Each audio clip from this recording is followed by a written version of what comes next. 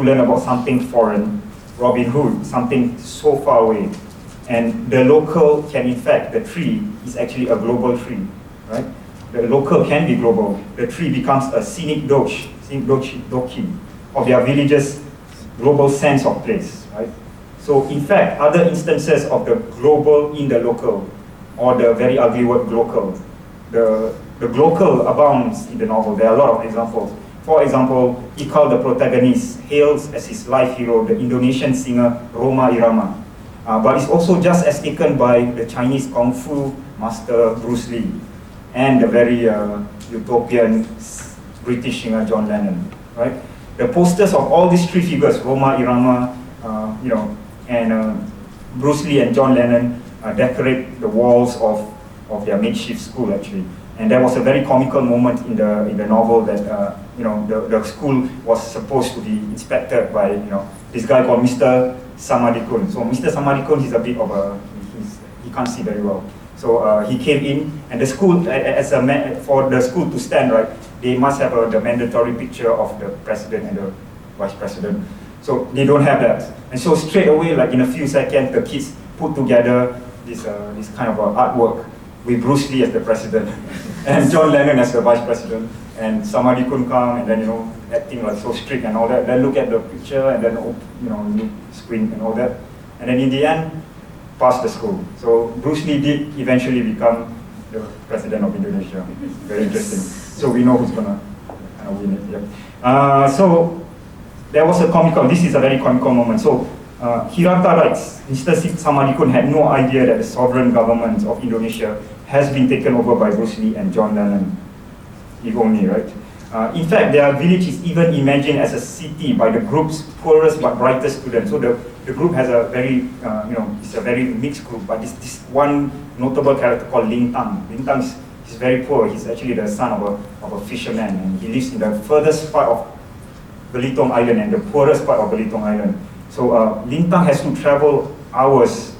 He has to brave this path through crocodile attacks. He has to brave crocodile attacks just to get from his village to the school, right?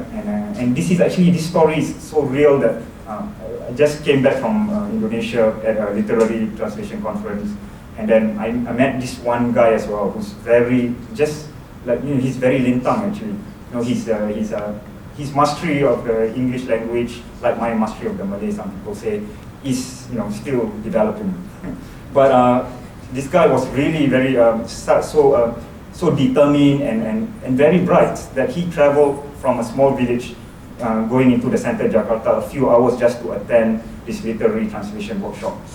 And when I read this part, I'm just very taken by the whole thing. So Hirata writes about Ling Tang, right? Let's see. Ling Tang's village was in the easternmost part of Sumatra and could be said to be the most isolated and impoverished part of Belitung Island. For Ling Tang, the city district of our school was like a metropolitan city. And to get there, he had to begin his bicycle journey at Subuh, the early morning prayer, around 4 a.m.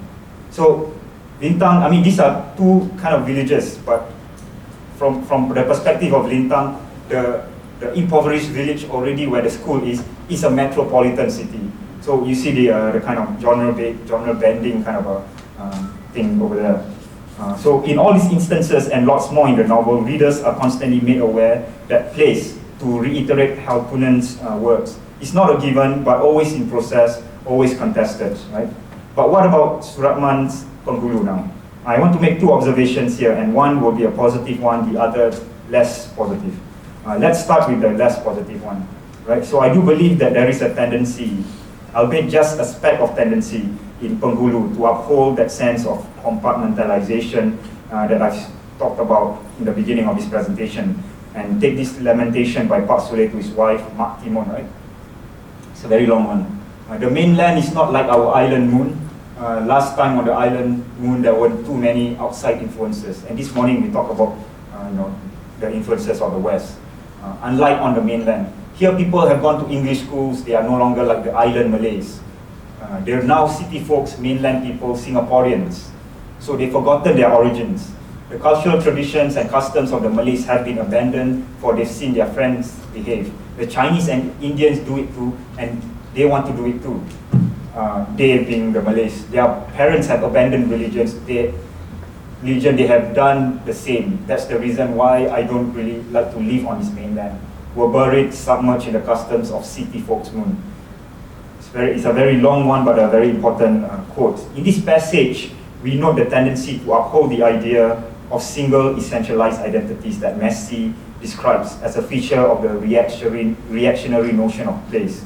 Firstly, there are distinct differences between Chinese, Malays, and Indians, as upheld in this passage, which suggests the dominance of race as our primary identity marker. And to be fair, this is prevalent not just in the works of Pak Suratman, but also in the works of other Singapore Malay authors that I've encountered. And for example, when I translated Nadi Putra's Lorong Buangkok, I've also encountered the same sense of singular identities couched along racial lines.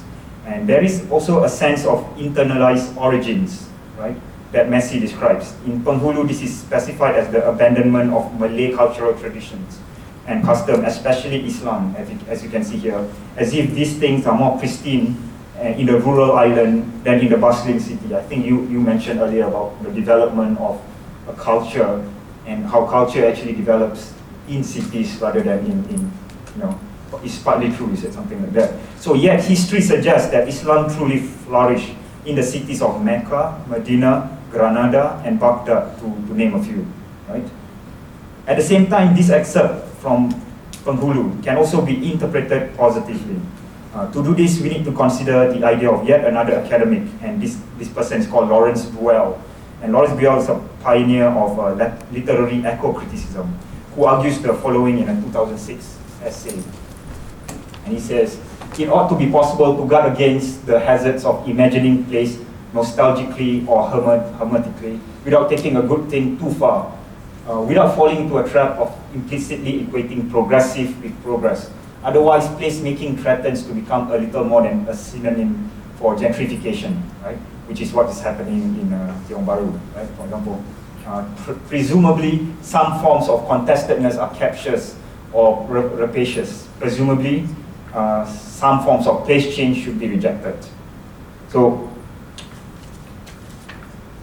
Buell makes an important point here, and that important point is that it is not always conservative to reject change for the purpose of placemaking. Here, the distinction to note is that progress connotes mindless acceptance of change, whereas progressive means being more critical about how we pursue change. And if we consider the same passage from Penghulu, I'll go back now, through this lens, we could in fact take the cultural traditions and norms here as symbolizing something more than just an essentialized sense of Malayness. Rather, this phrase, cultural traditions and norms, could be taken as symbolizing something more than just an essentialized sense of Malayness. Rather, this phrase can be taken as symbolizing a protest, as symbolizing protest against utilitarianism, or possibly even a critique of capitalism. So this certainly makes sense if we consider that the character of Pak Sule is penned as the direct opposite of his sons-in-law, and I mentioned two earlier, Maidin the MP and Syed Farid the Ustaz, right? Both were utilitarian in their relationship to Pak Sule. They wanted Sule off his island because Pak Sule was transferred. And you can see actually a very small, a very short clip of Penghulu being dramatized for TV, but it's not very sufficiently, it doesn't sufficiently capture the nuance.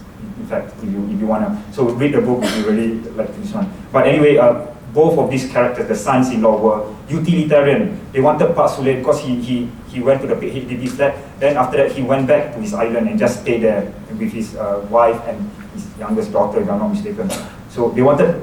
So these two guys were still in the mainland. Their sons-in-law, they were getting places of high recognition, becoming MP, and one of them is going to get voted into MUIS, right? So Pak Sule, they wanted Pak Sule off the island because otherwise their reputation would be tarnished, right? And so they were very utilitarian in their relationship. So Pak Sule can be said to be championing progressiveness rather than progress, right? So you see how you can interpret it negatively, but also you can interpret it positively, which leads to my last point about place. Here I like to take you back to an earlier example, and that is the move by certain Singaporeans to save the retro playgrounds, right? Around Singapore housing estates. Just now we saw the Dragon Playground in Toa Payoh and the Pelican Playground in Dover Road, right? So I said earlier that the sense of topophilia related to this move is different from the one felt by the Laskar Pelangi kids or from Pak Sule for his island, right? The difference relates to a sense of ecological consciousness. It's very simple. In both these novels, what needed to be preserved was ultimately some semblance of the natural world, right? It has to be there, because the Laskar Pelangi kids, for example, were preventing a tin company from demolishing their school because they wanted to prevent the company from mining the earth below it for precious minerals. Pak Sule wanted the island to retain its rustic surroundings, right, and not to be developed further. The move to save the retro playgrounds has nothing to do with the environment, right? If anything, it is a lamentation, a complaint for preserving memory, a sense of cultural memory. But what we must ask here as Singaporeans, as we champion the idea of heritage, as we move on further, is whose memories do we want to preserve, right? And who has memories of these retro playgrounds? And why are these memories more important than other memories, right? So with those questions in mind, I just want to end my presentation here, and I thank you for listening and look forward to hearing your questions.